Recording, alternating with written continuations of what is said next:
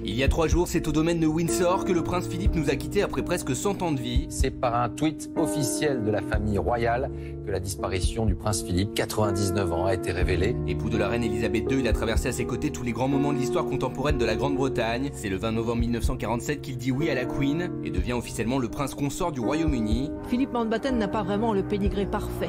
Prince, certes, mais désargenté. Ce samedi aura lieu l'inhumation du prince Philippe lors d'un événement très organisé appelé le College of Arms. Si son cercueil ne sera pas exposé au public, la cérémonie se déroulera à la chapelle Saint-Georges avant d'être enterré dans les jardins du manoir de Frogmore où reposent déjà la reine Victoria et le prince Albert. Il était depuis presque 7 décennies le pilier de la reine, celui qui lui a permis de tenir dans toutes les épreuves.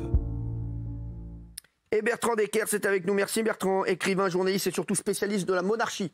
Bonsoir. Merci d'être là. Alors, c'est vrai que la nouvelle de la mort du prince Philippe, forcément, au Royaume-Uni, on parle encore que de ça. C'est un énorme événement, enfin, et c'est une énorme tristesse, non ? Souvenez-vous de la série The Crown, qui est très populaire. Au Royaume-Uni, il faut savoir que la monarchie est vraiment le ciment de l'institution. Ils considèrent vraiment la famille royale comme leur propre famille, comme faisant partie de leur propre famille. Bien sûr. Vous le disiez, ça fait 74 ans que le prince Philippe est aux côtés de la reine, qu'ils sont mariés. Donc la majorité des Anglais à l'heure actuelle n'a quasiment jamais connu que le prince Philippe. Je sais, c'est un truc de fou. Alors avec le décès du prince Philippe, beaucoup ont découvert un homme cash, marrant, borderline, limite. Ils s'en font un peu. Alors je vais vous donner des citations. À vous de me dire si c'était le prince Philippe ou si c'est Philippe Candeloro. Qui a dit les femmes ne savent pas cuisiner? Le prince Philippe. Le prince Philippe. Ah ouais, il a dit ça. Mais il parlait des femmes britanniques. C'est une déclaration qu'il avait faite gratuitement comme ça, tranquille. Il avait un côté très viril, macho. C'est vrai, en effet, un côté viking. Il est prince aussi danois, aussi par naissance, prince de Grèce et de Danemark. Et c'est vrai qu'il avait quand même le côté un peu traditionnel et rigide que peut avoir la monarchie du siècle dernier, peut-être. En tout cas, c'est une page qui se tourne maintenant avec le décès du prince Philippe. La monarchie va probablement rentrer dans une autre. On a vu la reine Elisabeth verser une petite larmichette. Mais pas fou, c'était pas... Voilà. On l'a pas vu, la reine Elisabeth. On l'a pas encore vu. Mais si, je l'ai vu, moi, elle a pleuré. Mais chez moi, regardez. Elle était sur TPMP, regardez. Regardez. Ah, regardez, mettez le tweet. Regardez, mettez le tweet. Il y a une seule fois où on a vu la reine Elisabeth pleurer. Tu vas voir, elle a pleuré, tu vas voir. Voilà. On l'a vu qu'une seule fois pleurer, la reine. C'est quand elle a dit adieu aux Britannias. Bravo. Ah oui. Moi, je suis fan. Ah ouais, toi, tu kiffes cette histoire? Ah, mais moi, depuis toujours. Parce que moi, j'ai vu 5. Et maintenant... J'ai vu 5 fois la reine. Elle a quel âge, la reine Elisabeth? 95 ans. 94. Dans 9 jours. 95 ans. 95 ans. Oui, absolument. Mais j'espère que... Parce qu'on dit souvent, dans les couples comme ça, qui sont ensemble depuis très très longtemps, que quand l'un part... Et j'espère que ça va pas arriver. Vous savez, sa mère est décédée à 102 ans. Il y a encore une petite marche. Les Windsor vieillissent bien. Ah ouais, c'est vrai. Ah ouais, ils bénissent ceux-là. Hein. Non, mais sans rigoler. Qui a dit à un adolescent qui rêvait d'être astronaute, tu ne pourras jamais voler, tu es trop gros? Le prince Philippe, lui aussi. Le prince Philippe. C'est un gosse de 13 ans qu'il avait rencontré. Il lui avait fait part de son rêve et lui, il lui a dit, il est ouf ce... Il est cash. Il dit la vérité. Effectivement, il y a plein de phrases quand même qui sont borderline ou même qui ça y est, maintenant il est plus là. Tu vas pas faire chier même les morts, toi. Non, mais sans rigoler. Non, mais je trouve que les hommages, à l'image des phrases que vous sortez, les hommages ont été très unanimes. On aurait peut-être plus de... C'est normal. C'est normal. Quand quelqu'un meurt, tu gardes le meilleur. Ah oui, tu verras, toi, quand tu vas mourir, ça va être très court.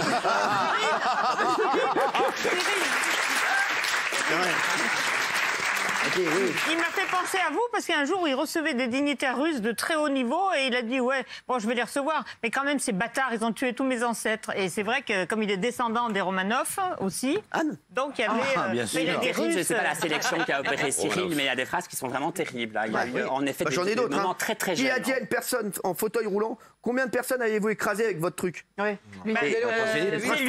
lui. Il a dit ça, hein. Oui, il a dit ça. Lors de son 80e anniversaire, il y avait tous les vétérans qui étaient réunis quand même, puisqu'il est militaire, le monsieur.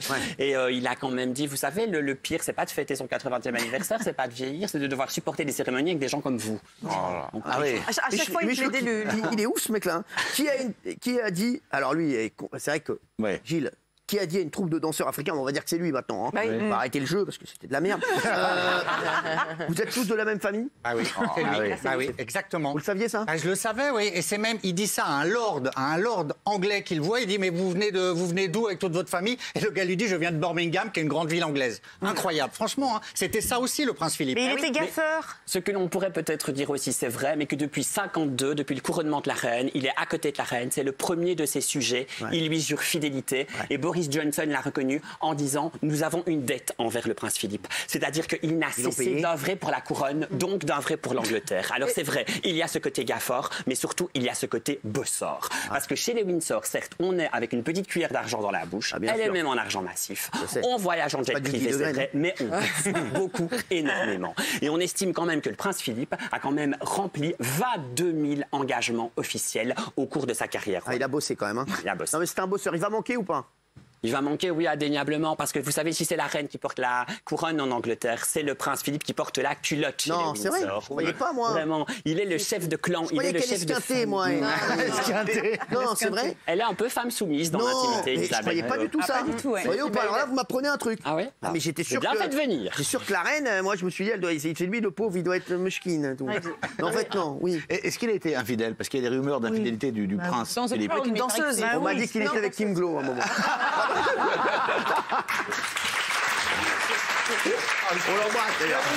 Non mais attendez, elle va répondre. Alors je vous avoue que j'étais pas dans la chambre à coucher, hein, mais que c'est vrai, on parle de ces fameux clubs du jeudi. Voilà. Alors les clubs du jeudi, des danseuses, c'est ça? C'était des rendez-vous où nous c'était la haute aristocratie, les membres de l'armée, des militaires qui se rejoignaient, et en effet il y a des noms qui circulent et il a été infidèle, oui. Mais elle lui en voulait la reine ou pas? Mais absolument pas. Parce que pourquoi? Parce que dans la haute aristocratie, c'est un peu de coutume en quelque sorte. Et c'est-à-dire que Elisabeth II n'a jamais de sa part obligé la fidélité. Elle a en revanche exigé la loyauté. Et loyal, il l'a toujours été. Donc loyal, c'est bon. Quelle est la différence entre la loyauté et l'infidélité? Il a été loyal à la couronne, il a été loyal à l'institution. D'accord. Donc ça va. Je vais bouffer un cul, mais je suis là ce soir. Salut chérie. Je vais bouffer un cul, mais je serai là pour dîner, t'inquiète pas. Ça, c'est le prince Philippe, ça. Et là, il partage. J'ai kiffé qu'il est loyal. C'est dingue. C'est comme ça, c'est ça que c'est. Moi, il est loyal, le gars, il est loyal. Oui. Il paraît qu'avec la reine, il faisait chambre à part depuis des années, c'est vrai? Toujours. Non, mais William et Kate font chambre à part. Mais ça, c'est le secret d'un mariage réussi, c'est quand tu ne vois jamais la brosse à dents de l'autre. Non, c'est vrai. Ah bon? C'est ce que me disait Madame Barrière. C'est vrai. Et les pieds sales. C'est beau. Stevie Boulet fait une très belle entrée. Très belle entrée. Sur la tête de ma mère. Les mecs, c'est là que je vois notre niveau. Sur la tête de ma mère, Stevie Boulet est arrivé, on dirait qu'on a un académicien. Arrête. C'est ouf. Cyril, va falloir qu'on se pose les bonnes questions quand même. Oui, Tiffany. Vous qui êtes un grand amoureux, eh bien, vous vous rendez compte quand même qu'elle l'a rencontré pour la première fois. Elle avait 8 ans, lui en avait 13. Ils se retrouvent quelques années après. Beau, hein. Elle tombe amoureuse de lui et ils se marient quelques années après. Ils étaient un peu précurseurs aussi, puisque c'est eux qui ont créé le buzz lors de leur mariage, puisque ça a été retransmis sur la BBC. Donc c'était une première pour un mariage royal. Ils ont créé le buzz avant le buzz. Et elle l'a imposé parce que. Alors, je vais vous poser des questions sur justement la royauté. Quand la reine finit son dîner, tout le monde doit s'arrêter de manger. Oui, c'est vrai. Ça veut dire, imagine, t'as encore faim, frère. Non. Comme Jean-Michel Cohen, c'est celui-là le meilleur régime qu'on doit faire. On va manger avec la reine, dès qu'elle a fini ses manches, c'est terminé. Oui. Et bien pour ce faire, elle a une petite salade qui est posée à côté d'elle. Elle ne termine jamais vraiment de manger. Elle va jouer dans sa salade avec sa fourchette. Et c'est lorsqu'on va lui donner le signal d'arrêter de jouer dans sa salade qu'elle va poser ses couverts et qu'en effet, on va pouvoir. Il y a The Voice. Et quand elle joue avec sa salade et quand elle arrête de jouer, on arrête tous de manger. Voilà, c'est le feu vert qui est donné. Alors on passe au plat d'après. La famille royale ne peut pas jouer au Monopoly. C'est vrai. Il paraît que c'est un jeu vicieux, source de disputes au sein de la famille. Parce qu'on ne parle jamais d'argent. Ils n'ont pas d'argent, ils n'ont pas de contact avec l'argent. Ils ne connaissent pas la valeur de l'argent. Et un docteur Maboul, ils peuvent. Lors d'un déplacement, les membres de la famille emportent tous une tenue noire. Oui, c'est vrai, ça. En quel décès. Vous faites partie de la famille, vous?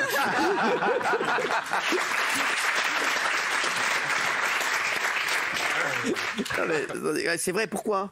Parce qu'en cas de deuil, en effet, en cas de deuil inopiné, ils doivent pouvoir avoir une tenue noire. Et un brassard. C'est ouf, c'est incroyable, ça, je ne savais pas. La famille royale a interdiction de manger des fruits de mer. C'est vrai. Pour des allergies éventuelles. Pourquoi? Pour pas être malade, c'est ça? En présence de la reine uniquement, parce que bah voilà, c'est difficile à manger des fruits de mer. Il faut des pinces et tout cela. Donc voilà. Et alors c'est interdit également les tomates et les petits pois. Non. Et les escargots, parce que voilà, ça crée parfois. Elle mange pas de tomates et de petits pois là? Et non. Parce que ça tâche les dents, les tomates. Non, c'est vrai. Les escargots, c'est dangereux. Avec, souvenez-vous de la fameuse scène. Non, vraiment. Des women. Elle mange pas de petits pois et de tomates. On s'amuse pas tous les jours chez les Windsor. Bon, c'est pas non plus la folie. Tu m'aurais dit, elle mange pas de macro, tu t'aurais dit, bon, la mouchkina. L'ail est formellement interdit à Buckingham Palace. Pourquoi? Bah, la laine. Pour la laine. Pour le protocole. Ah ouais, genre ils sentent hyper bon de la cheveux. Genre ils doivent pas puer de la laine. Bah voilà. Et pour la petite anecdote aussi, puisqu'on parle de la laine, le prince Charles a inventé lui-même un appareil qui lui permet d'extraire le dentifrice de son tube à dentifrice jusqu'à la dernière. Lui, il peut le mettre dans ses oreilles, le dentifrice. C'est une marque. Parce que les Windsor sont quand même un peu avares. Mais c'est des bars, ils sont très riches ceux-là. Combien ils pèsent ceux-là? On ne sait pas. Énormément. On ne sait pas. Combien à peu près? On peut pas savoir. Bah, on peut pas savoir. Non, on peut pas savoir. On dit parfois qu'ils sont peut-être les plus riches du monde. Bah oui, on peut pas savoir. Mais il faut discerner deux choses. Il faut discerner entre les châteaux, les diamants, voilà, etc. la fortune de l'État, de la fortune privée et personnelle. Pour la petite histoire, Buckingham Palace et Windsor appartiennent à l'État, mais les deux autres propriétés dont jouit la reine, dont le château de elle les vend pas. sont des Je les ai propriétés. vus sur Century 21. Par contre, elle met des pavillons en location régulièrement. C'est vrai? Ah ouais? Oui. Si la reine positionne son sac sur son bras droit, c'est qu'elle veut mettre fin à une conversation. Ouais. Je crois que c'est vrai. Ah ouais? Si, c'est vrai.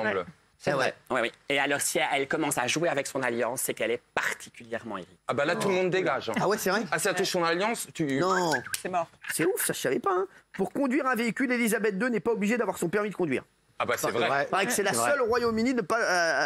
Elle est tranquille. Et à 95 ans bientôt, elle conduit encore et elle monte encore à cheval. J'ai vu la dernière fois que j'ai appelé un Uber, c'est elle qui est venue. Mon Dieu, la reine Elisabeth arrive dans un instant.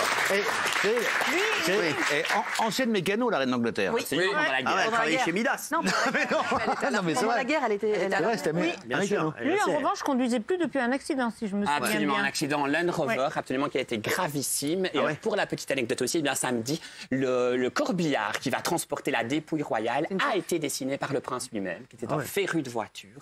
C'est la première fois que l'on va voir ce véhicule. Bravo. Bravo. Franchement, bravo.